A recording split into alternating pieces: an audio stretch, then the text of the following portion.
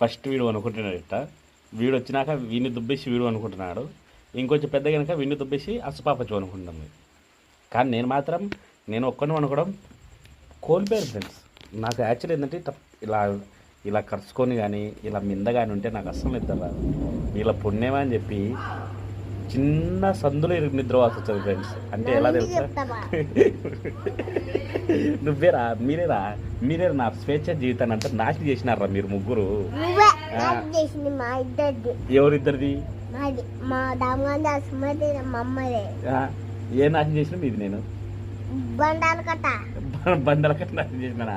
నేను చెప్పేది నా జీవితం నాశనం చేసినా అని చెప్తున్నారా మీరు ముగ్గురు. నిద్రవనిచ్చారు నన్ను ఫ్రెండ్స్. నేను ఈ మంచం 3 మంచాలు ఉంటాయి ఫ్రెండ్స్.